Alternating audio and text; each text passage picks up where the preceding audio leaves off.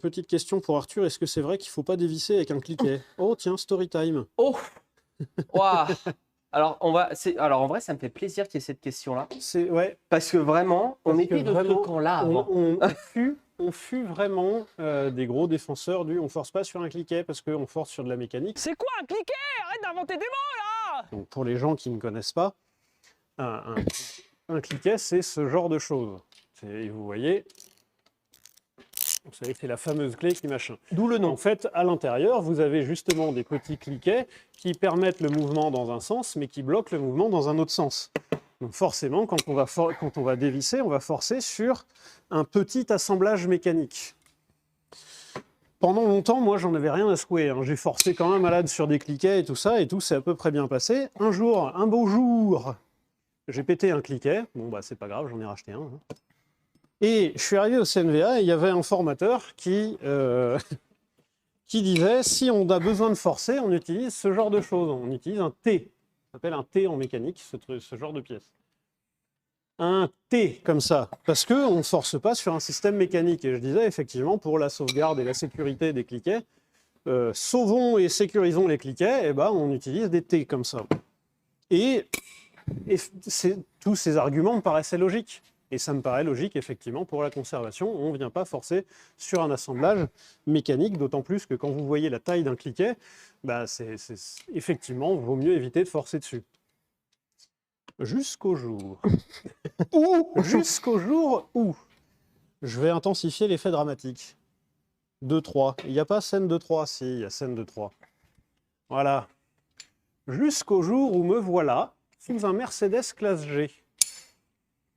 À devoir dévisser une vis de vidange de boîte de vitesse. Alors, si je peux me permettre, pour la défense des outils, c'était un T un peu plus petit. C'était un peu plus petit comme T quand même. Parce que, enfin, pour des questions de taille d'outils, mais c'était gripper sa mère. Donc, je me suis mis comme ça, j'ai commencé à desserrer, ça marchait pas. J'ai pris une rallonge, toujours la bonne idée. J'ai quand même desserré, jusqu'à un moment où, clac!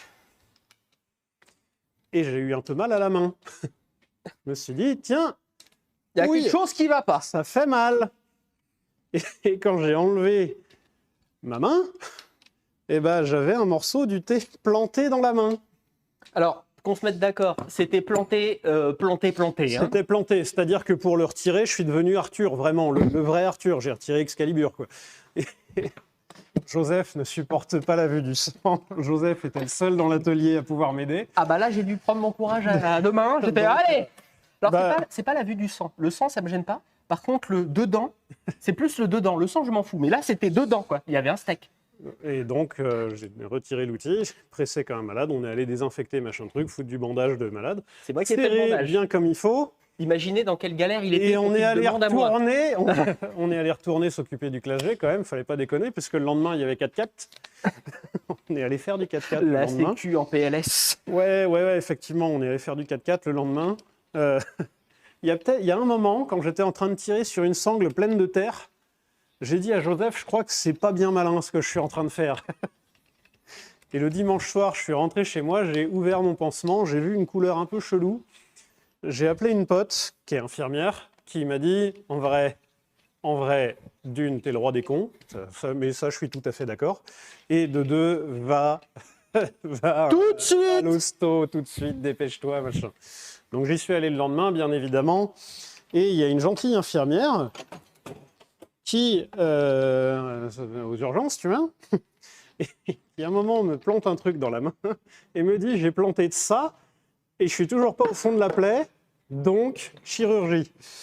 Et il s'avère qu'à la chirurgie, il n'y avait rien, donc heureusement l'outil est passé à côté des nerfs et des trucs comme ça, et le chirurgien m'a annoncé que c'est l'os de ce doigt-là qui a empêché l'outil de traverser.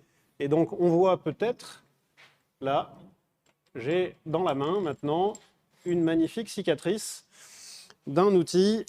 Et donc aujourd'hui, je n'ai aucun état d'âme à forcer sur un cliquet. Si jamais il y a un cliquet si jamais il y a un truc qui doit péter, je préfère maintenant que ce soit l'outil qui casse que ma main. Donc, et d'autant plus que si le cliquet lâche, en fait, il devient libre complet, quoi. Il n'éclate pas la main, quoi. Donc voilà la petite story time de l'histoire de mes cicatrices. Donc, oui, ça pète les cliquets, mais en vrai, faites-le. Oui, c'est pas grave. ça pète les cliquets, mais vous pouvez forcer dessus, il n'y a pas de problème.